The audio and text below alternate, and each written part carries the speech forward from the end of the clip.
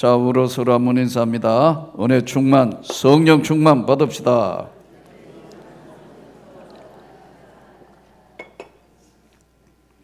할렐루야.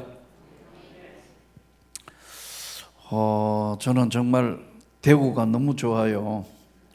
근데 내일은 떠나야 돼요.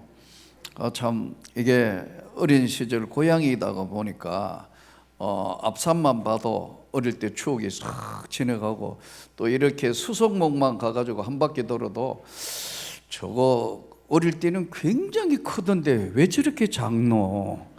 그런 생각이 들면서 이제 수성목 보면 또 어린 시절이 확 지나가고, 그래서 연어가 회개한다더니 오기만 해도 보기만 해도 좋아요. 우리 집사람은 절대 안 된다는 것 때문에 지금 아버지 산소도, 여기 아버지 어머니 산소도 있고, 바로 위 형님도 있고 누님도 아직 계시고 해서 언제나 마음의 고향이 대구입니다. 저는 오늘 마지막 저녁에 아버지의 심정 한번 따라 합시다. 아버지의 심정. 오늘 누가복음 15장은 우리가 잘 아는 대로 잃어버린 비유예요.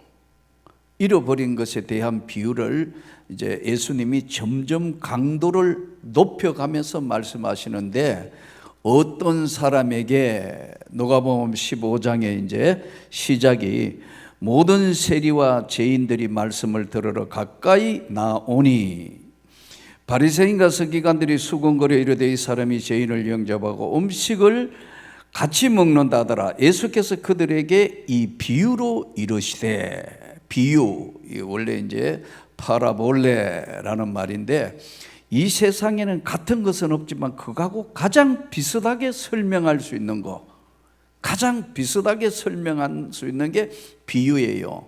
파라볼레라는 말인데, 너희 중에 비유를 하는데 첫 번째 비유가 양의 비유예요. 어떤 사람이 양이 100마리가 있는데 그 중에 한 마리를 잃어버렸다. 그러니까 한 마리를 잃어버리면은 그 한 마리를 찾기 위해서 그 잃어버린 99마리를 들에 두고 그 잃은 것을 찾아내기까지 찾아다니지 아니하겠느냐. 양이 100마리 있는데 한 마리 잊어버렸다. 그러면 이 양 찾으러 들에다가 99마리를 두르고 막 찾으러 다니지 않겠느냐. 찾은 적 즐거워서 그 양을 어깨에 메고 와가지고 너무너무 기뻐하는데, 내가 너희에게 이르는 이와 같이 죄인 한 사람이 회개하면 하늘에서는 회개할 것 없는 의인 99으로 말미암아 기뻐하는 것보다 더하니라. 제가 요즘 서울은 보니까요, 가난한 성도가 너무 많아졌어요. 코로나 지내면서 더 많아졌어요. 저는 대구의 가난한 성도는 다 대동교회에 왔으면 좋겠습니다. 어차피 잃어버린 양이니까. 이건 교회 안 나오는 성도들이 꽤 있어요. 이게 참 보통 문제가 아니에요. 그래서 정말 관심을 가지고 손을 내밀고 기도하고, 다시 주님 앞으로 돌아오도록 해야 합니다. 양이 100마리가 있었는데 한 마리 잃어버린 양이란 말이에요. 지금 가난한 성도가 잃어버린 양 아니에요. 아주 쉽게 이야기하면 99마리 100마리 중에 한 마리가 안 보인다. 그러면 한 마리를 찾으려고 99마리를 덜에 두고 찾으러 나선다. 이거는 경제성 논리가 아니에요. 한번 가만히 생각해 보세요. 99마리를 덜에 두고 한 마리 찾으러 가면 99마리 누가 책임지냐? 늑대가 와가지고, 양 도둑이 와가지고 별일이 벌어질 텐데 차라리 한 마리 감가상각 처리하고 99마리 지키는 것이 경제성 논리예요. 감가상각, 아주 우리말로 쉽게 이야기하면. 근데 이게 지금 경제성 논리가 아니고 잃어버린 양에 대한 비유예요. 그 잃어버린 목자의 심정을 이야기하는 거예요. 양, 짐승 아니에요. 대구는 어떤지 모르겠는데 서울에는 요즘 개를 많이 키우잖아요. 반려견. 내가 아는 집사님 한 분이 베트남에서 공장을 크게 해요. 근데 어느 날 전화가 왔어요. 목사님, 저 빨리 한국에 귀국해야 되겠다 하더라고. 왜요? 하니까 우리 집 개가 위독하대요. 실제예요. 자기 집 개가 지금 12년 키웠는데, 개는 보통 보면은 이제 10년쯤 되면 이게 이제 아주 우리로 이야기하면 한 70, 80 노인이거든요. 12년 되면 이거는 이제 백수한 거예요. 그래서 걱정했는데 아니나 다를까 집에서 전화 와가 지금 급기 베트남 공장을 그냥 두고, 공장 꽤 크다니까요. 예.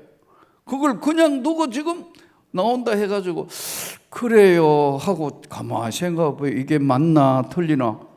근데 본인은 자식같이 키운 거예요.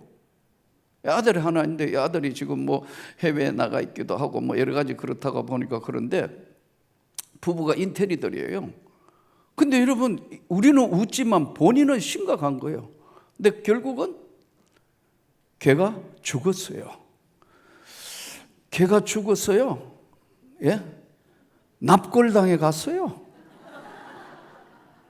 앞으로 신종 사업으로, 이게 서울에는 굉장히 괜찮은 그런 사업이에요.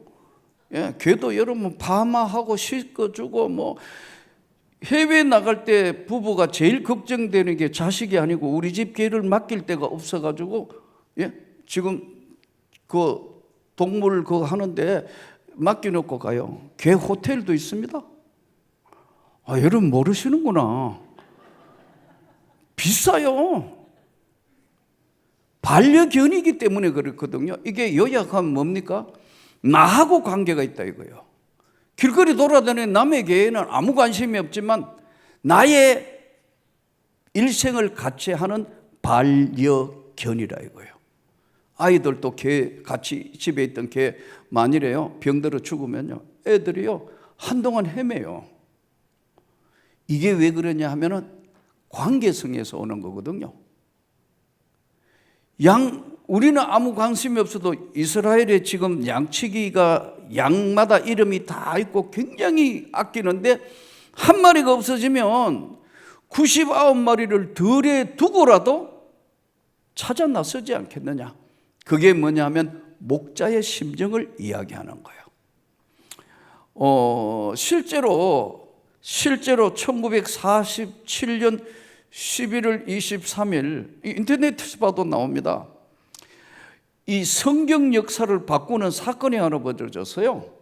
이게 뭐냐면 이스라엘에 진짜 1947년 11월 달이니까 여러분 이거 뭐 그렇게 오래된 건 아니잖아요. 예? 성경 역사를 바꾸는 사건이 벌어졌는데, 이게 뭐냐면 실제로 이제 어떤 양치기가 양을 잃어버린 거예요. 그 양은 고도 근시라 그래요. 맹수들은 늑대나 사자나 특히 독수리 같은 게 아주 멀리 보거든요.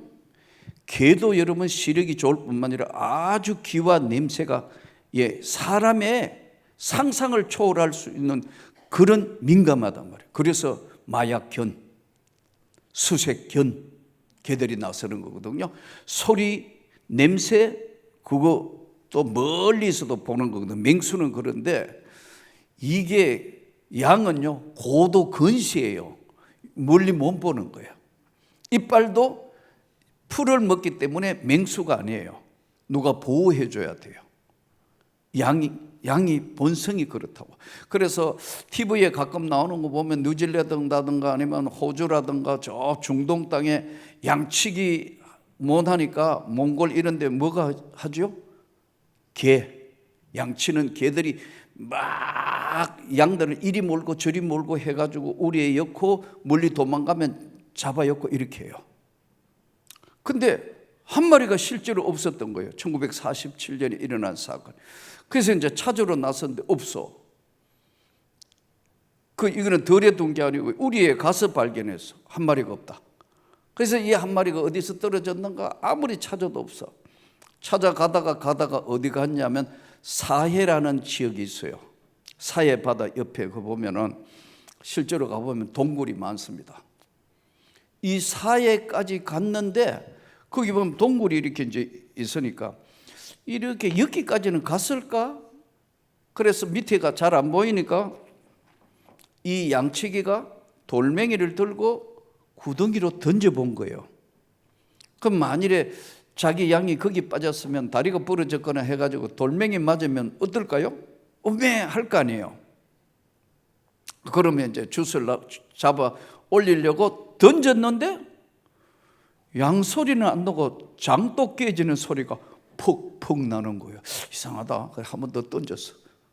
또 던져보니까 역시 장도 깨지는 소리니까 뭐가 있는가 해서 밧줄을 바위에 걸어놓고 내려가 보니까 우리나라로 이야기하면 된장 장독 같은 거기에 양피지에 글자가 쫙 서 있는 거예요.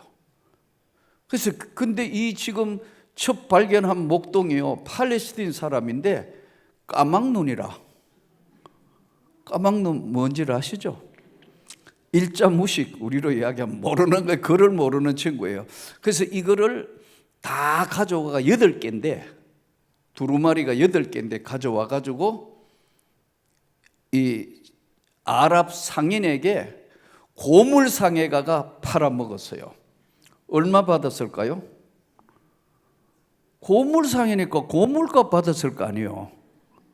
근데 아랍 상인이 이제 바다가 딱 보니까 이게 희귀 보내니까 이거를 진품인지 가짜인지 구별할 수 있는 사람은 몇이 없는 거예요. 유일하게 히브리 대학의 고고학 교수 슈케닉, 인터넷에도 나온다니까요.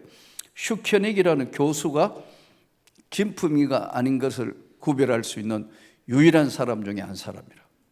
그래서 그 상인이 연락을 합니다. 오라고.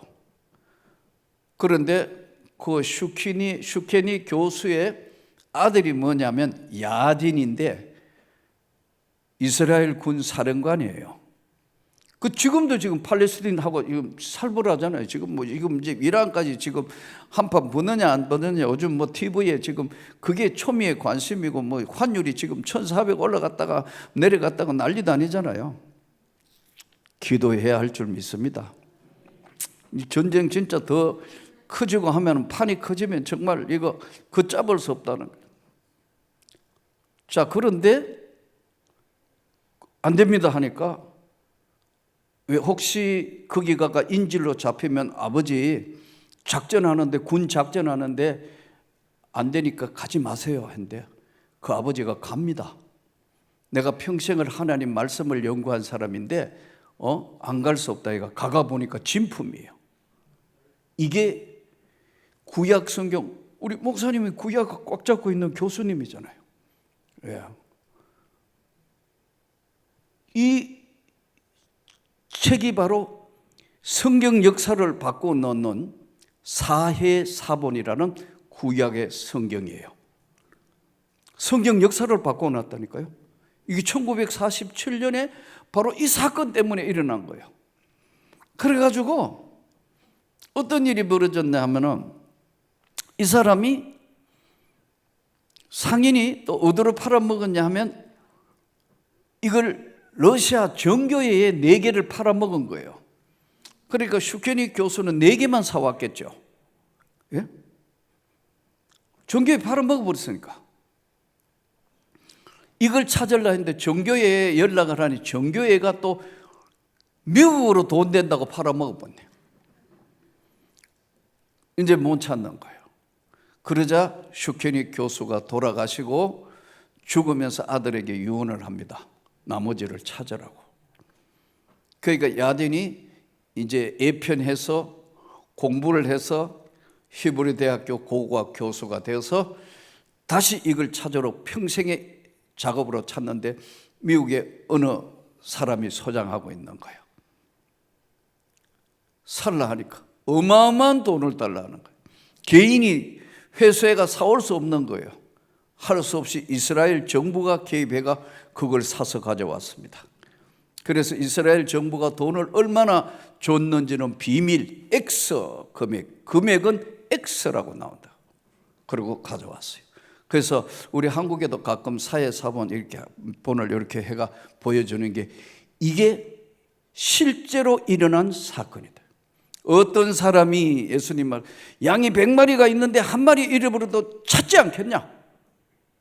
너하고 아무 관계 없으면 관심이 없지만 너가 정말 사랑하고 아끼고 사랑하고 아낀다면 내가 죽기까지 찾지 않겠냐. 지금 이 숨겨진 예수님의 하나님의 사랑에 대한 이야기를 지금 비유로 던지는 거예요. 두 번째 비유를 해요. 어떤 여자가 이제 8절에 보면 어떤 여자가 10드라크마가 있는데 하나를 잃으면 등불을 켜고 집을 설며 찾아내기까지 부지런히 찾지 않겠냐. 찾은 적 기뻐하고 절거한다. 10드라크마. 이스라엘 나라의 돈 단위는 세겔, 드라크마 이런 거거든요. 이 드라크마는 완드라크마는 완세겔. 이제 그 드라크마는 무슨 뜻이냐면 로마의 돈 단위로 이야기하면 이게요.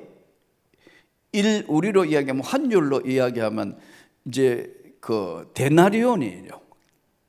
완 데나리온. 우리로 이야기하면 아주 쉽게 이야기하면 일당 하루. 대구는 일당 얼마 받나요? 예? 서울은 보통 보면 요새 노가다 인부하러 나가는 거 보면 전에 우리 교회 앞에 이렇게 물어보면 인력시장서가 아침에 쫙 기다리고 있거든요. 타시오 얼마 막 이러셨는데 내가 물어봐서 얼마? 13만 원. 요즘은 15만 원 일당. 밥 주고 15만 원. 대구도 비슷하겠죠. 노동하러 가는데 숙련공 20만 원. 점점 올라가고 있잖아요, 인건비가. 자, 그러니까 이제 이 원 드라크마는 이제 바로 1대1이에요. 1대1이라고. 환율이. 그러면 15만 원 잡읍시다. 10드라크마가 이 얼마쯤 돼요? 한 150만 원 정도 되는 거라고. 우리로 이야기하면. 로마의 아까 말씀드린 그 단위로 보면 이게 환율상. 그런데 하나를 잃어버렸으니까 150만 원 중에 한 15만 원이 없어졌다. 우리는 항상 돈에 민감한 시대를 살다가 보니까 경제성 논리거든요. 이 10드라크마 이야기는 그런 얘기가 아닙니다. 예? 이 10드라크마는 원래 드라크마를 어디에 사용했냐면요, 결혼 정표로 준 거예요. 이제 이 손목, 목걸이를 해가지고 동전을 이렇게 껴서 당신은 예전에 이제 결혼 지참금 제도 있을 때 당신은 나의 평생의 아내가 되십시오 할 때 결혼 정표라고 이게. 이 결혼 지참금 제도에 보면은 창세기에도 야곱이 그 바단 아람에서 레아와 라헬 이제 두 자매에 그래서 라헬을 사랑해서 7년을 수일같이 여겼더라 그러잖아요. 그런데 7년 일한 사고로 아내를 데려오는 거 아니에요. 이게 뭐냐면 결혼 지참금 제도라고. 지금도 중동 땅에는 결혼 지참금 제도가 없어진 것 같아도 살아있다더라고요. 인도네시아 같은 경우에는요, 아내를 데려올 때 지금도 결혼 지참금 제도 해야 되는데 얼굴이 흰 여자가 좀 비싸다더라고. 참 선교사들 이야기 들어보면 재밌어요. 얼굴이 비싼 여자가 흰 여자가 좀 비싸다더라고. 그런데 결혼 정표를 10개가 있는데 하나가 잃어버리면 마치 이 그릇으로 이야기하면 이빨 빠진 그릇하고 똑같은 거예요. 그러면 하나 어디겠나, 내 사랑의 남편이 나에게 준 정표인데 이거 찾으려고 그렇게 최선을 다하지 않겠느냐. 자, 그러면 양에서 두 번째 건너온 게 뭐죠? 사랑의 정표, 돈, 현찰, 거기는 그것도 그냥도 아니고 사랑의 정표로 준 결혼 답례. 잃어버리면 찾지 않겠느냐. 세 번째, 지금 예수님이 비유로 말씀하시되 어떤 사람에게 두 아들이 있는데, 이제 우리가 이건 너무나 잘 알잖아요. 예? 첫째 아들, 둘째 아들이 허랑방탕해서 다 부모 유산, 재산 받아가 먼 곳에 가가지고 다 탕진하고 돌아오는 이야기잖아요. 예전에 주일학교 다닐 때도 뭐 중고등부 할 때도 목사님들이 설교할 때 보면은 돌아온 탕자, 이 청송가무소 가가지고 예배 드리보면요 재밌어요. 요즘은 보호감호 제도가 없었지만 징역 7년에 보호감호 7년, 그러면 14년 잡아놓는 거 아니에요. 근데 이 교도소는 어떻게 되버렸냐면은 화요일은 기독교 예배, 수요일은 천주교 미사, 목요일 날은 성녀가 와서 목탁 쳐요. 광대상 하나 놔놓고요, 사람만 바뀌는 거예요. 성녀 왔다가 처음에는 화요일은 목사님 오고, 수요일은 신부님 오고, 목요일은 성녀 와가 목탁 치고. 그래서 종교가 뭐요 하면은 기천불 신자라 그래요. 기독교, 천주교, 불교 다 믿으면 기천불 신자가 된다. 종교가 뭡니까 하면 기천불 신자, 기독교, 천주교, 불교. 왜냐하면 교정교화 정책이거든요. 무슨 종교라도 하나를 믿어가지고 착하게 살아라. 그게 국가가 하는 교정교화 정책이라고. 근데 이제 목사님들이 저처럼 이제 뭐 교도소 선교에 관심이 있었고, 지금도 우리 뭐 교도소 선교에 지금은 이제 직접 안 하고 교도관들을 통해서 이렇게 하는데, 그때만 해도 많이 쫓아다니고. 근데 보세요, 예배를 모시고 가거나 예배 드리러 가면요, 목사님들은 막 전국의 각 교회에서 오시잖아요. 그러면 주로 본문이 뭐냐 하면 누가복음 15장 해요. 한 600~700명이 이렇게 나오거든요. 그걸 연출이라 그래요. 그러면 교도관들이 디귿자로 쫙 이렇게 서요. 기동 타격도들이 혹시라도 무슨 사고가 벌어질까 쫙 이렇게 보고 있으면서, 어떨 때는 좀 분위기도 좀 살벌하고, 어떨 때는 좀 분위기가 좀 그래도 부드러울 때도 있지만 밑으로는 못 내려가게 해요. 위에만 와가 이제 이렇게 창간하고 턱송하고 뭐 그렇게 해요. 그러니까 이분들이요, 목사님들이 오만 주로 말씀하시는 게 뭐냐면 누가복음 15장이에요. 오늘 하나님의 말씀은 누가복음 15장 하면 밑에서 뭐라고 했냐면 돌아온 탕자. 다 하는 밑에서. 여러분 거기 뭐 10년씩 이상 듣고 있으면 누가복음 15장, 목사님들이 누가복음 15장 하면 밑에서 돌아온 탕자 다 한다. 어떨 때 이 진짜 은혜 받은 사람, 교도소 안에도 진짜 은혜 받은 사람들이 이렇게 모여가 교회와 거기도 구역장 다 있어요. 오네시모 교회. 이들은 진짜 거듭난 사람들이에요. 거의 재범률이 없어요. 여러분 교도소 안에서 40일 금식 기도해요. 상상이 되나요? 진짜 예수 믿어 성령으로 거듭나면 죄 짓지 않는다. 근데 제일 어설프게 위험하게 변하는 게 역시 사기꾼들이. 그럼 조폭이나 뭐 이런 사람들은 또 아니면은 특수한데 진짜 회심하는 사람이 있어요. 근데 교도소 안에서 아까 말씀드린 참 변화된 사람들, 죄인들, 재수자들끼리 모여가 만든 교회가 오네시모 교회라고 있어요. 한 40~50명. 그 사람들을 데리고 예배를 드리면요, 이는 다른 거예요. 근데 일반 이제 막 군중처럼 기천불 신자 다 나오면 이거 엉망진창인 거예요. 성경책 주면요, 성경책 찢어가지고 비행기 만들어가지고요, 비행기 만들고 본문 읽고 이렇게가 기도하면요, 어느 사이에 비행기가 막 날아다닌다고 이거. 그러면 사람들이 이 비행기가 어디에 지금 떨어질 건가 그거 보는 바람에 예배가 안 되는 거죠. 그러니까 이제 자주 간 사람, 우리 같은 경우에는 이제 오늘 하나님의 말씀은 이렇게, 오늘 하나님의 말씀은 하면 이렇게 쳐다보는 거예요, 이제. 그래가지고 비행기 날리려면 오늘 하나님의 말씀은 누가복음 15장, 비행기가 뜨기 전에 미리 15장 20절로 이러면 교도관 눈이 그쪽으로 쫙 가잖아요. 그 비행기가 날아가면 이제 꺼지면 된다고. 기상천외한 예배 드린다니까요. 점점 하다가 이제 보호감호 제도가 없어졌는데, 그런데 돌아온 탕자, 제가 볼 때 틀린 건 아니에요. 돌아온 탕자 이야기도 성경이 맞기는 하는데, 이 누가복음 15장의 전체의 주제가 뭐냐? 기다리는 아버지의 이야기예요. 왜냐하면 누가복음 15장을 다시 보면요, 이제 둘째 아들이 돌아옵니다. 상거가 아주 멀리 있는데, 상거가 아직 먼데, 이에 20절 일어나서 아버지께 돌아가니라. 아직도 거리가 먼데 아버지가 그를 보고 측은히 여겨 달려가 목을 안고 입을 맞추니.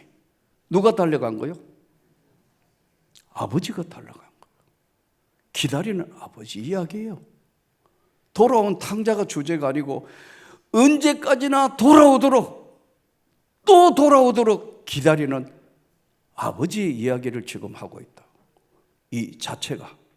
자, 그런데 이 지금 둘째 아들이 지금 이제 돌아오는 이야기인데, 둘째 아들이 돌아오는데 아버지가 기다려서 달려가서 목을 안고 입을 맞추고 제일 좋은 가락지를 끼우고 옷을 입히고 소를, 살진 송아지를 잡아 잔치를 하는 이야기예요. 그렇죠? 근데 여기서 끝났으면 5대5쯤 돼요. 기다리는 아버지, 돌아온 탕자가 5대5라고.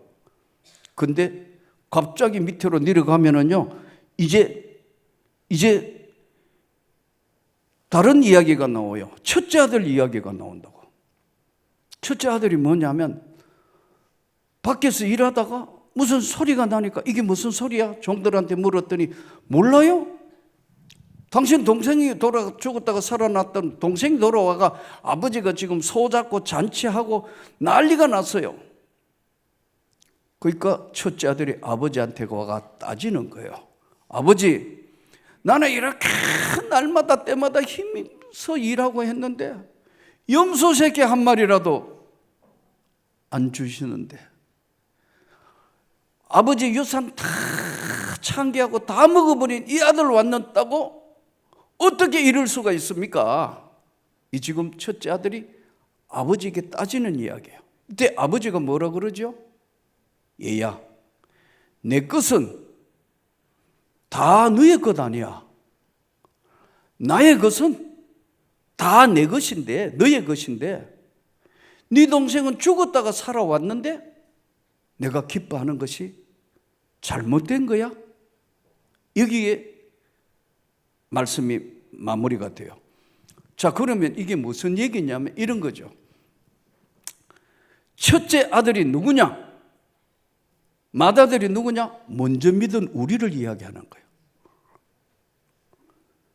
둘째, 아직 세상에서 예수를 모르고 방황하는 이들을 향해서 첫째 먼저 믿어가지고 있는 우리가, 이게 여기가 조사원이 하면서 아버지 농장의 일만 관심이 있지, 죽은 아들 때문에 아버지가 근심하고 염려하는 것을, 아버지의 심정을 모르는 거예요. 제대로 된 이 아들이라면 어떻게 해야 될까요?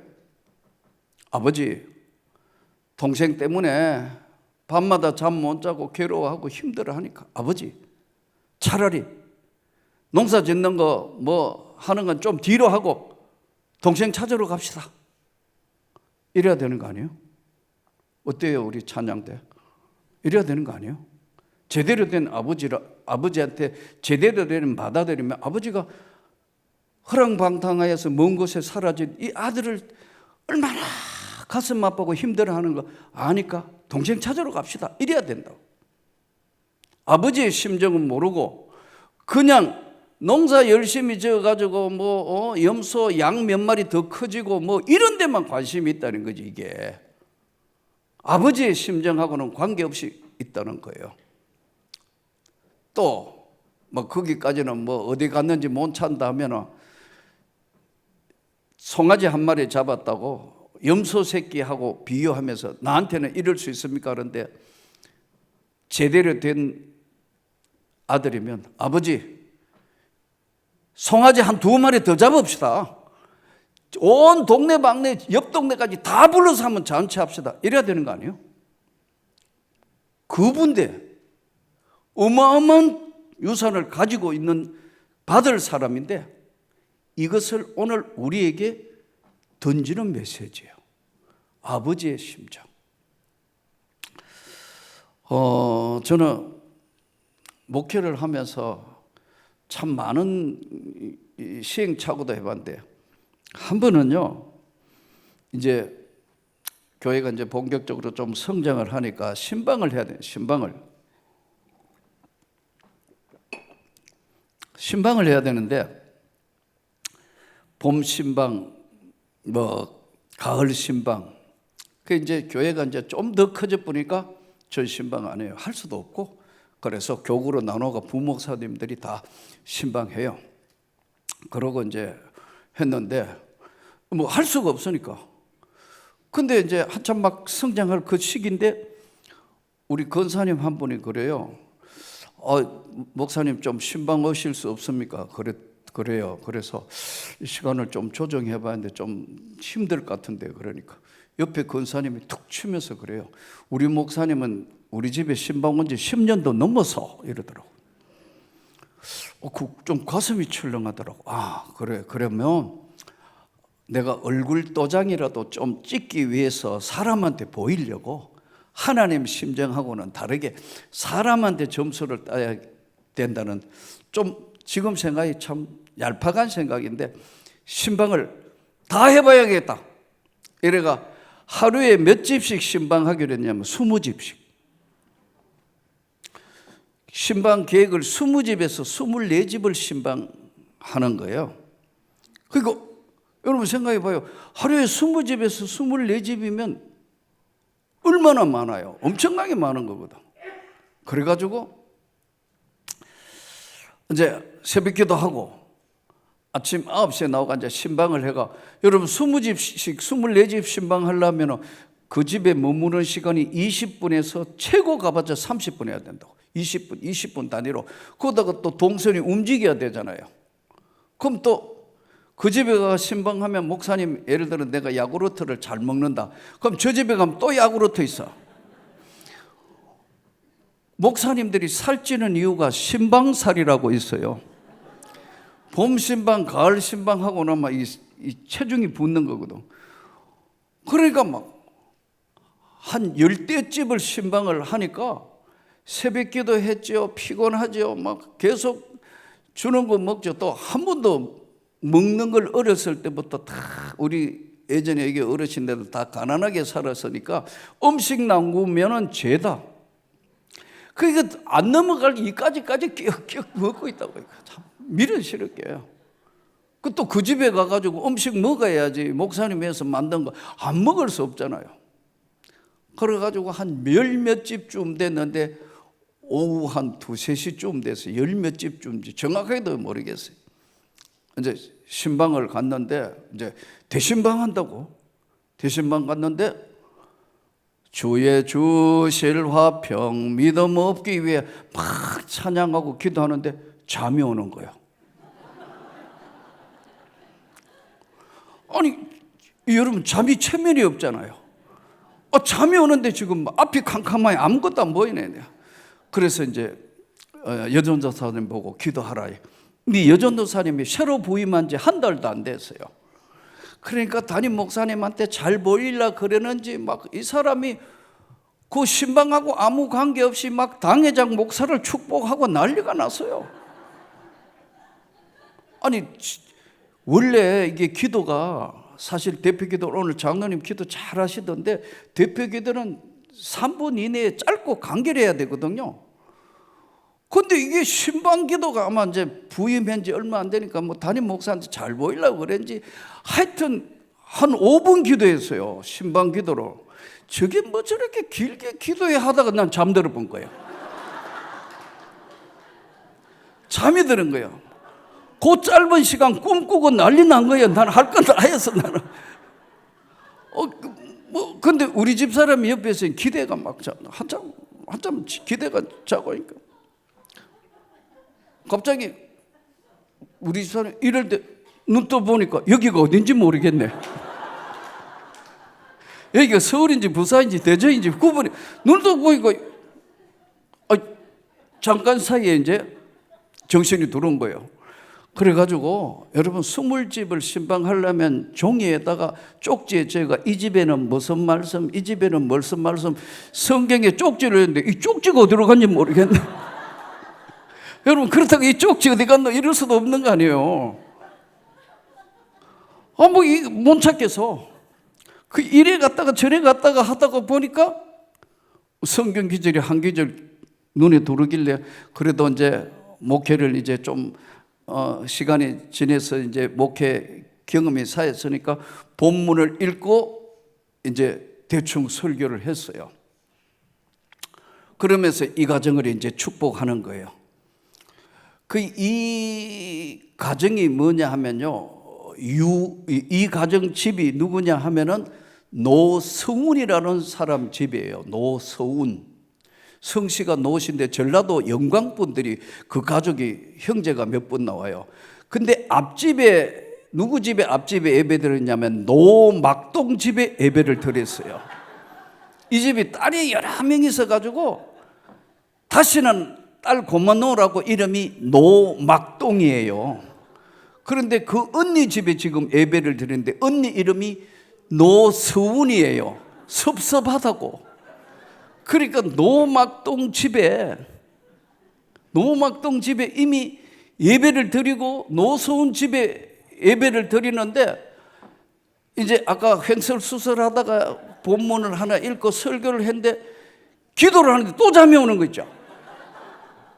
이야, 이거 감당이 안 되는 거예요. 그래서 나름대로 내가 내 스스로 잠을 깨우는 생각으로 노막동 앞집이라니까요. 노막동 여기까지 했는데 우리 집 사람이 얼마나 지혜로운지 보세요. 노막동 하니까 우리 집 사람이 귀에 대고요, 노서운. 노막동 하는데 서운. 그때 정신이 돌아온 거예요. 그래서 노막동 집사님 집에 이어서 노서운 집사님 집, 순발력이 있어가지고 그래도 노막동 집사님 집에 이어서 노서운 집사님 이 가정을 축복하시라고 기도를 했어요. 그러더니 지금 이제 94세인가 6세 되시는 우리 할머니 권사님이요, 뭐라 하냐면요, 그때 이제 80 몇 세 때니까요, 우리 목사님은 자상해가지고 앞집 기도까지 다시 해주신, 그 자상한 게 아니고 내가 맛이 가서 그런 거거든요. 그래가지고 이제 어쨌든 이제 집에, 이제 그 집에서 큰일 날 뻔했다고 이래 보니까 이제 쪽지를 찾은 거예요. 이래 보니까. 그래가지고 어쨌든 다 마쳤어요. 20몇 집을 신방하고 집에 가니까 SBS가 뉴스를 하더라고. 그리고 계속 먹어댔으니까 더 먹을 수도 없고 저녁도 먹을 수도 없고, 그래서 이제 이거 오늘 큰일 날 뻔했다고 우리 집사람. 그러니까 나보고, 그러니까 사람한테 보이려고 이 담임 목사가 뭐 이래요. 그러게. 그러고 이제 이빨을 닦고 있는데 하나님이 책망하시는 거예요. 너 그 집에 큰 문제가 생겨서 지금 너를 불러서 해결을 하기 위해서 신방을 받으려고 준비했는데, 너는 가가지고 노막동 노서운도 구별 못하는 게 나의 종이냐는 이 책망이 오는데 감당을 못하겠는 거예요. 이거 어떡하지? 이제 가만히 생각해 보니까, 아이고, 사람한테 욕 얻어먹는 한이 있더라도 하나님 앞에 바로 해야지. 모르겠다, 여보 신방 다시 가자. 그러더니 그럼 진짜 시험 들을지 모르는데, 시험 드는 한이 있더라도 가자. 그래 가가지고 옷 입고 주섬주섬해 밤 9시가 넘은 거예요. 눈 열어보니까 담임 목사가 또 나타났거든요. 목사님 웬일 있어야 돼? 아까 졸다가 해서 정식으로 한번 더 예배드리라. 난 솔직해요. 있는 그대로. 아까 졸다가 예배드리니까 정식으로 한번 더 예배드리자고. 그래요. 우리 남편도 이제 왔다고. 애들하고 같이 한다는 거예요. 같이 예배드리니까 낮에 신방 대원당하는 아무도 없고 우리 집 사람하고 그 가족하고 내 주의 보혈은 정하고 정하다. 내 죄를 정케 하신 주 날 오라 하신다. 찬양하면서 우리 집사람 기도하라. 우리 집사람이 울면서 훌쩍 기도하더라고. 그래서 하나님, 이 가정에 중요한 기도의 제목이 있다면 들으시옵소서. 이야, 부도 날 뻔했는데 한목에 해결하신 하나님. 난 그걸 보고 목회는 평생 배우는 걸 하더니 이런 거구나. 나는 그때까지 신방하면은 당회장 목사님 내가 성경 들고 가고 예배 드리는 게 신방인 줄 알았는데, 신방은 내가 예수님 모시고 그 집에 가는 게 신방이구나. 아하, 이게 아니구나. 또 배운 거구나. 그 다음부터는 신방할 때마다 늘 그랬어요. 진짜 준비 기도하고 준비된 사람만 신방 요청하시오.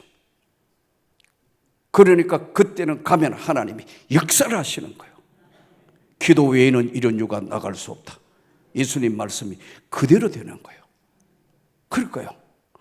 왜냐하면 사실은 가면 시험 들 수도 있고 그런데 사람 눈치 보는 게 아니고 있는 그대로 정식으로 한번 더 드리자.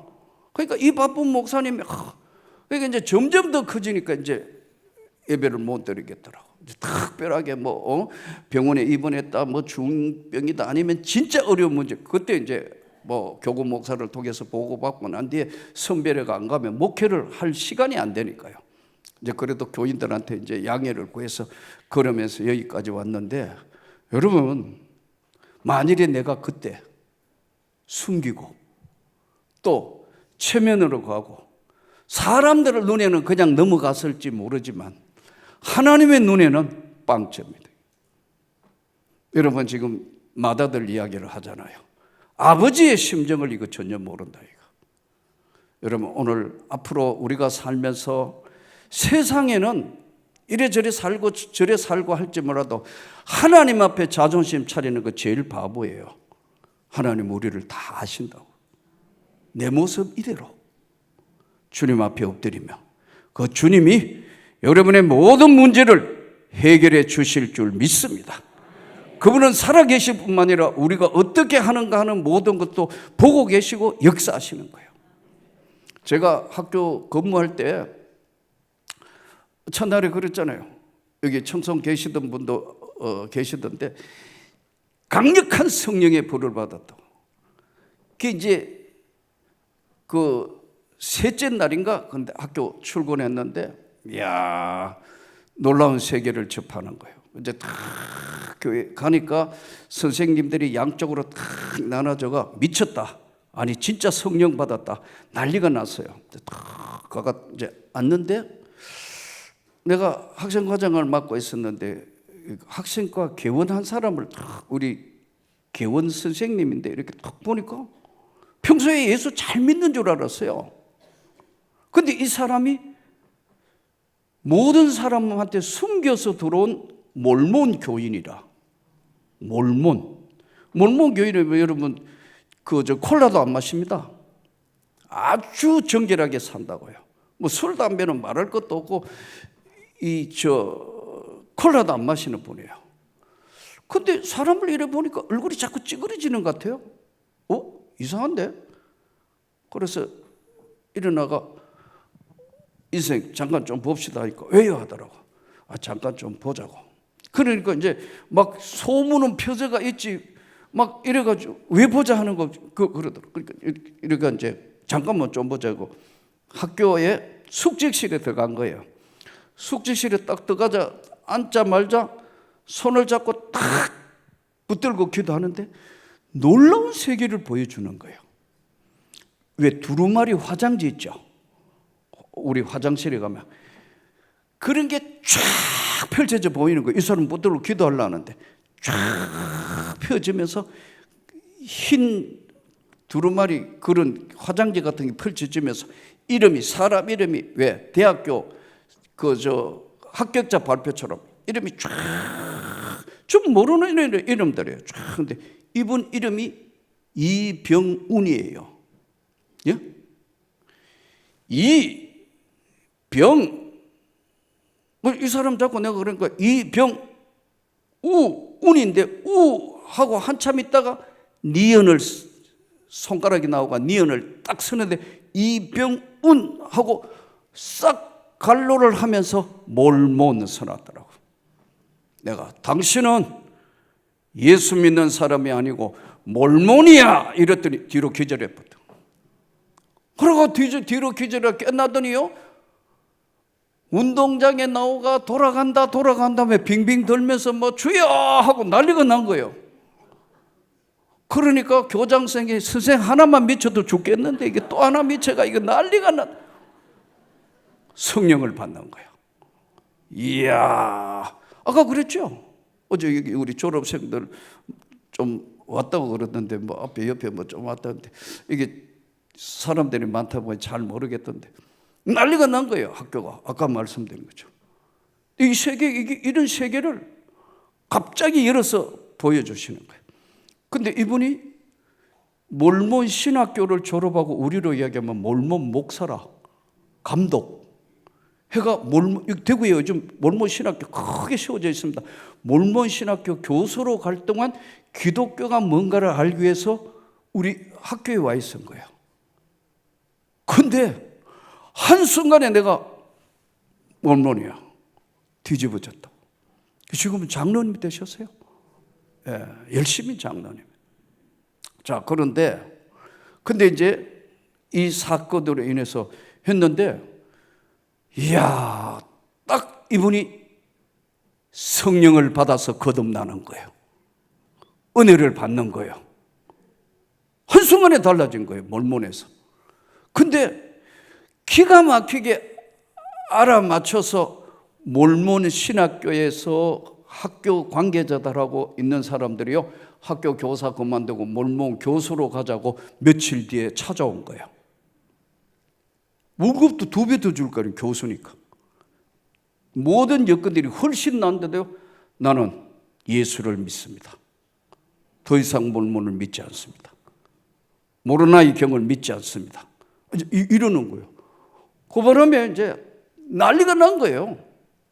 그래서 이제 그분들은 다시 이제 학교로 교수로 가려 했던 걸 그냥 하면서 학교 교사로 저하고 계속 몇 년간을 같이 이제 나는 신학교 올라가고 몇 년 더 있고 그러시는데, 이거는 뭐로 설명을 해야 되는 거죠?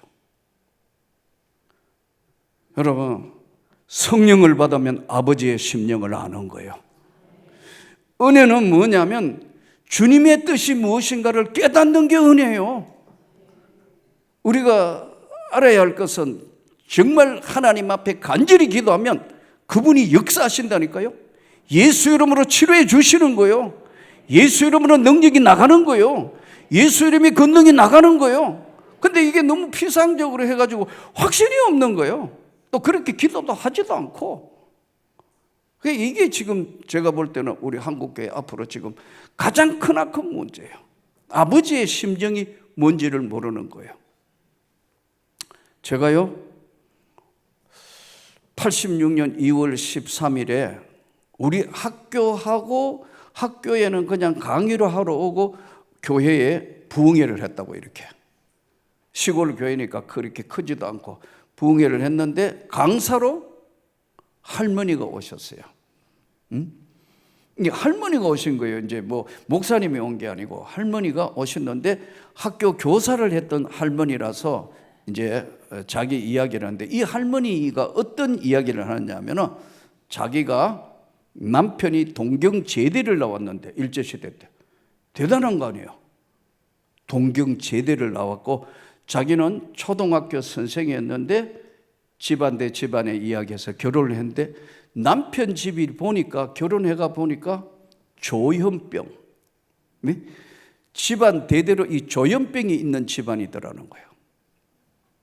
그 너무너무 놀래가지고 어떻게 해볼, 남편도 이제 정신병원에 몇 번 들락날락하는데 이래 살아서는 도저히 살 수 없다 해서 어떻게 하면 되느냐 했더니, 누가 예수 믿으면 고칠 수 있다는 이야기를 듣고 단순하게 그 말 듣고 교회를 나갔고, 교회 가가 너무 힘들고 그러니까 눈물로 기도하다가 성령의 불을 받았다는 거예요, 할머니 이야기가.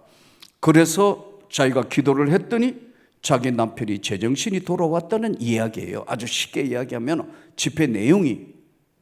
근데 그 전에 이야기했으면 에이, 뭔 저런 소리를 해. 근데 그 전에 이야기했으면 뭐 저런 소리를 할 거냐 그랬을 텐데, 성경을 계속 읽고 또 읽고 또 읽고 하니까 하나님은 살아계시고 우주와 만물을 만드신 분은 능히 고칠 수도 있고, 만드신 분은 고칠 수도 있고 살릴 수도 있고 다 하실 수 있는 그분은 예수님이면 무엇이든지 하실 수 있다는 그런, 계속 성경을 읽다가 보니까 만든 분은 고칠 수도 있지. 그래서 그 이야기 들으니까 동의가 되더라고. 근데 한 사람을 데려왔어요. 자기 남편의 여동생. 이 사람도 고장이 났는데 자기가 기도해가 고친 사람이라고 소개를 하며 데려왔어요. 그러니까 학생들도 전부 듣고 있고, 그럼 교회도 하고 학교도 하고 그러게 해가지고 마지막 날 끝났어요. 집으로 가는데 내 인생을 바꿔놓은 사건이 벌어진 거예요. 예, 이게 오늘 이제 내가 하나님 만났던 이야기예요. 86년 2월 13일 밤 10시가 좀 넘어가는데 이제 9시 끝났고 우리 집에, 근데 집에 가는데 이런 생각이 들더라고. 집에 가는데 할머니 강사님이 권사님인데 땀을 많이 흘리길래 시원한 아이스크림을 사드려야 되겠다. 그래서 그 지역에 대구 슈퍼라고 슈퍼가 있는데 슈퍼 앞에 가니까 아이스크림 투게더, 여러분 투게더라고 있습니다. 지금도 있어요, 투게더. 그래서 그 투게더를 2개 사가지고 하나는 우리 집에 갖다 주고 그 투게더 하나를 들고 내가 이제 그 강사님이 계시는 사택으로 간 거예요. 갔더니 그 안이 시끌시끌한 거예요. 이게 무슨 소리야? 이게 왜 이렇게 시끄럽지? 이랬는데 보니까 막 하도 시끌시끌하길래 이게 뭐야 하고 이래 보니까 문을 두드렸더니 문을 딱 여니까 그 지역에 면단위 학교에서 제가 학생과정을 학교 교사로 5년을 했으니까 면단위면 사람 얼굴을 거의 알잖아요. 좁은 지역이니까. 근데 보니까 여러 교회에서 기독교나 하는 권사님들이 다 모여있더라고. 여자분들만 한 30명 다 모여있어요. 그래서 또 보니까 쏙 보니까 다 대부분 학부형들이기도 하고 이래서 오늘 땀을 많이 흘리시길래 시원한 아이스크림 가져왔습니다 했더니 잘 먹는데 거기 두라고 그러더라고. 그래서 예 하고 나오려 하니까 그 권사님 한 분이요, 기도하는데 왔다가 그냥 가면 안 되는데 이래요. 이 선생님도 잠깐 들어가 기도하고 가죠 이래요. 그래서 이렇게 안에 들다 보니 남자는 한 명도 없고 여자만 30명 정도 소복하게 해서 도저히 들어갈 용기가 안 나는 거 있죠. 그래서 됐습니다. 저는 됐고요. 갈게요 하고 이래 나오는데 에이 우리도 곧 가는데 잠깐만 기도하면 되는데 이런데 어제 내가 그랬죠. 계속 성경을 읽어놓으니까 성경이 툭 튀어들어오는데 순종이 제사보다 낫다. 그래서 다시 돌아보니까 돌아가 잠깐만 기도하고 가라고 그래요.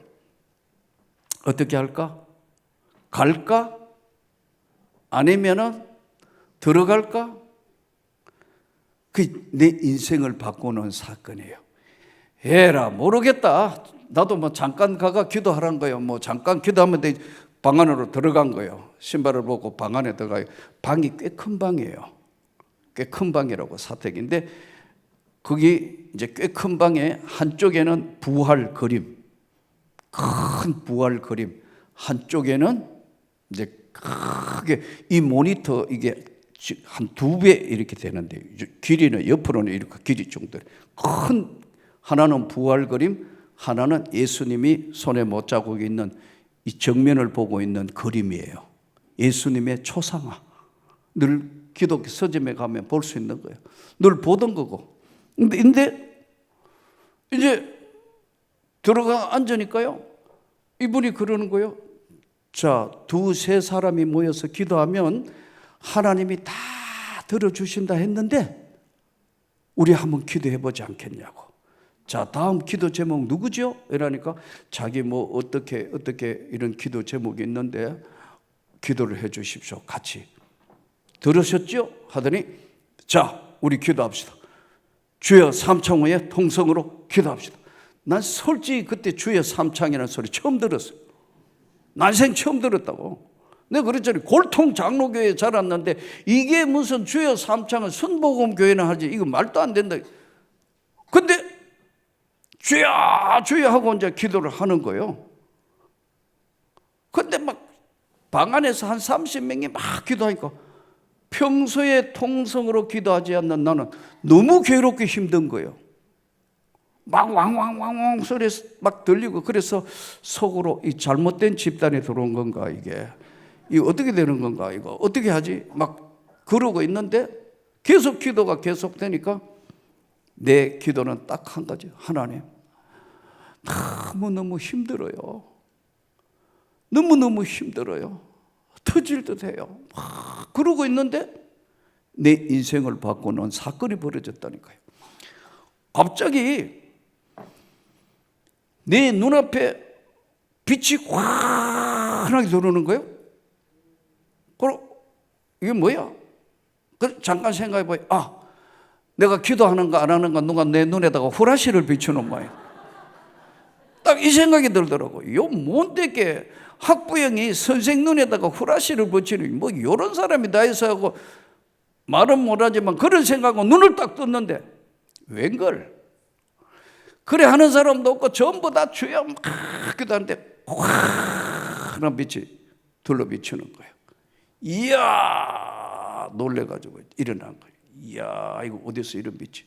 이야 하고 이제 보니까 거기가 형광등 2개짜리가 4개가 있는 방이에요. 꽤 큰 방이잖아요. 아까 한 30명 들어가가 기도회를 할 수 있으니까 2개짜리 4개가 있는 큰 방인데, 야, 내가 본 그 빛은 세상에서는 한 번도 본 이런 전기빛도 아니고, 이거 도저히 비교할 태양빛도 아니고, 비교할 수 없는, 가장 비슷하다면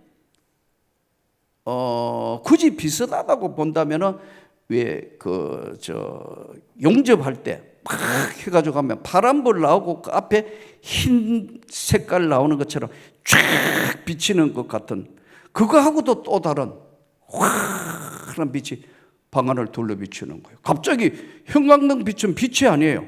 그래서 일어난 거예요. 다 기도하고 있는데, 이야, 이거 어디서 이러고 있는데 두리번 하는데 그 예수님의 성화 그림, 초상화 그림이 내 눈하고 딱 마주친 거예요. 근데 늘 보던 그림인데 그림이 살아계신 모습으로 딱 바뀌는 거예요. 이야, 그러니까 아주 쉽게 얘기하면 사람이 그 안에 들어있는 것 같아요. 놀래가지고 이제 이렇게 도망가려고 하니까 뭐 벽인데 갈 데가 없죠. 주저앉은 거예요. 너 다 안다 하는 것처럼 다 쏘아보시는 거예요. 근데 지금도 이게 86년도 2월 13일 밤에 일어난 사건이니까 뭐 이런데 휙 그러는데 뻑 하고 내 입을 때리는 거예요. 그림에서 뭔가 튀어나온 것 같아. 느낌이 푹 하고 내 입을 때리는데 내 혓바닥을, 왜 정육점에 가면 S자처럼 생긴 쇠갈고리 있잖아요. 고기 걸어놓고 이렇게 하고 이렇게 S자처럼 쇠갈고리로 큰 고기 덩어리 이렇게 옮기는, 마치 그런 쇠갈고리 같은 거로 내 혓바닥을 꽉 잡아가 당기는 거예요. 하고 끌려와서 이렇게 돌리니까 몸이 이렇게 도는 거예요. 이렇게 도니까 몸이 이렇게 돌 수밖에. 너무 놀래가지고, 야, 예수님이 살았다는데 예수님이 살라발라갈라갈라, 이거 환장하겠네. 환장만 갈라갈라.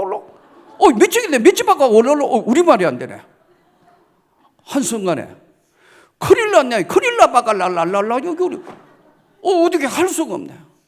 그러니까 막 소리를 지르니까 기도하던 사람이 끝나고 보니 난리가 난 거예요. 그러니까 하다가 막 풀쩍풀쩍 뛰니까 1시간 반 가까이 풀쩍풀쩍 뛰고 하니까 막 그분들은 내가 굉장히 이지적인 사람인 줄 아니까, 또 학교 선생이고 하니까 막 찬송하고 하니까 나는 내 정신이 아니라 왈라따따따따 막 풀쩍풀쩍 뛰니까 어떻게 할 방법이 없는 거예요. 그러니까 우리 집 사람한테 연락해가지고 우리 집 사람이 그 밤에 나를 데리고 집으로 간 거예요. 여보, 여기가 어딘데? 미쳤어. 왜 이래? 여기 학부형들 왜 이래? 왜 미쳤어? 막 나를 끌고 가더라고. 그 집에 가자마자 땅바닥을 치며, 하나님, 오늘을 믿는데 남편이 미쳤어요. 근데 나 안 미쳐서 가나? 나 안 미쳐 갈라 막 갈라. 우리 말이 안 되니까 어떻게 할 방법이 없는 거예요. 난 이게 방언인 줄도 모르고 받은 것이기야. 이야, 이거 풀리는데 3주 걸렸다고. 그래가지고 이제 한 며칠이 지나고 난 뒤에 교장 선생님한테 이제 결제 받으러 학생 가자니까 학생들 어떻게 동원하고 뭐 어떻게 설명하려고 교장 선생님한테 설명하다가 보니 교장 선생님 막갈라 마셔 이렇게 이 별 미친 놈 다 보겠네. 어떻게 할 방법이 없는 거예요. 그때부터 강력한 힘이 동원되는 거예요. 고등학교 3학년 애 하나가 허리를 다치고 움직이지 못하고 수업 시간에 앉아서도 못 하는데 내려가 기도하면 낫는다는 게 내한테 오는 거예요. 예수 이름으로 손을 얹지 낫는 거예요. 이게 운동장을 뛰어다니니까 난리가 난 거예요. 학교. 예? 어제 그랬잖아요. 교도관 한 사람 가람 환자 손을 얹으니까 낫는 거예요. 강력한 힘이 나오기 시작했다. 뭐 수업 시간에 예수 똑바로 믿어야 돼 하니까 와랄랄랄라 다 뒤집어지는 거예요. 이거 그래 안 되니까 이제 가택 연금 이제 조용하게 좀 집에 있으라고. 이거 어떻게 할 수가 있어? 도저히 어떻게 할 수가 없어가지고 어떻게 하면 되는가? 그러니까 내가 변하니까 막 학생들이 막 기도하다가 다 뒤집어지고 막 그 중에 한 명, 예? 얘는 중학교 3학년인데 우리가 그때도 이렇게 모이가 학교에서 모이가 신우에 예배를 드렸다고. 내가 이랬어요. 야, 너는 꿈이 뭐야 하니까 자기는 꿈이 법관 되는 거예요. 그래서 내가 말을 잘못했어요. 촌놈이 꿈도 야무지네 그랬더니 선생님은 믿음이 없어요 이래요. 예? 걔가 중학교 졸업하고 고등학교 와서 서울의 지하교회 와서 얘가 열심히 공부해서 사법고시, 국가사법고시 그 당시에 몇만 명 시험 치는데 시험 치는 전날 내 앞에 와가지고 탁 엎드리더라고. 기도하라고. 1차 시험 합격됐고 2차 시험 치러 갈 때 합격하기 위해서 기도를 하라더라고. 어떻게 기도할까 하니까 한 명이 돼도 내가 돼야 된다는 거예요. 목사님 그렇게 기도하라고. 그래 이제 한참 막 사법고시 공부할 때쯤 되니까 교수님이 전화가 왔더라고. 목사님, 나도 예수 믿는데 우리 학교에서는 얘가 틀림없이 사법고시 된다고 보고 있는데 요즘 계속 교회에 빠져가지고 계속 그거 하니까 지금 마지막 정리해야 되는데 시험 다 끝나고 그거 하면 어떻게 했냐고 나한테 좀 이야기하래요. 그래서 내가 야, 너 교수님 전화가 와가 이런데 하니까 탁 보더니요. 믿음 없는 교수 말 들으면 큰일 난대요. 공부는 내가 하고 되고 붙고 떨어지는 거는 하나님이 결정하시고 그 믿음 없는 교수 말 들으면 큰일 난대. 저 안수나 똑바로 하래요. 기도했습니다. 좋은 성적으로 합격해서 소신 지원 검사 전라남도 지방검찰청 검사로 발령받아갔다. 예. 동명교회 최기천 목사님, 원로 목사님이 이야 이거 세상이 감당할 수 없는 믿음이구나. 이거 대단하다. 지금 고등부 부장검사 현재 지금 우리 고등부 교사예요. 아멘 안 하네요 여러분. 내 얘기는 지금 믿음의 이야기, 아버지의 심정을 안다 이거예요. 나는 그거 보고 다시 놀라는 거예요. 그렇구나. 그 이후에 나는 더 이상 선생을 할 수 없어. 1년 내 기도하다가 다 반대하는데 나는 이 길을 가는 거다. 던지고 개척교회 정말 그 끈질긴 가운데 기도했더니 주님이 기도를 들으시고 열어주신 거예요.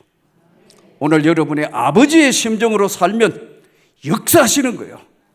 세상이 힘들고 어렵더라도 자꾸 피하고 할 것이 아니라 주님 앞에 반짝 정말 붙들고 기도하면 성령이 역사하신다. 어떤 질병이든지 치료해 주신다는 거예요. 하나님의 능력이 함께 하시는 거예요. 어떤 어려움도 인생의 모든 문제도 극복하게 하시는 하나님, 살아계신 하나님, 아버지의 심정을 모르는 거예요. 오늘 말씀을 듣고 이제 여러분들이 정말 하나님 앞에 새로운 도전과 새로운 믿음으로 어려우면 정말 기도해야 합니다. 그리고 구하셔야 합니다. 나는 이 길을 걸어오면서 내가 많은 생각을 봅니다. 수많은 성도들, 수많은 사람들도 보았습니다. 또 여기까지 오면서 많은 것 보았습니다. 나는 여기 와서 여러분들을 보면서 한 가지 깨달은 것이 있어요. 하나님이 대동교회를 너무너무 사랑하시는구나. 깜짝 놀랐어요. 이 강대상에 엎드려 기도해보면 제만 아는 거 너무너무 사랑하시는구나. 하나님이 정말 이 지역에도 이렇게 하나님이 다 사랑하시겠지만 이렇게 사랑하는 교회가 있었구나. 하나님이 우리 목사님 공부도 많이 하신 분이지만 교수지만 너무너무 사랑하시는구나. 이야, 천에 하나 만에 하나 뽑아버리구나. 여러분, 이 귀한 교회에 귀한 목사님 모시고 남은 생에 제가 그랬죠. 이 대구 지역도 민족을 넘어 세계로 복음을 한번 보내자. 예수의 생명의 세계를, 아버지의 심정을 정말 힘있게 선포하고 한번 세상을 바꾸어 놓는 놀라운 축복과 역사가 교회에서, 정말 여러분의 가정에서 하나님이 복을 주시고 자녀에게 축복을 주셔서 열어주시기를 주의 이름으로 축복합니다.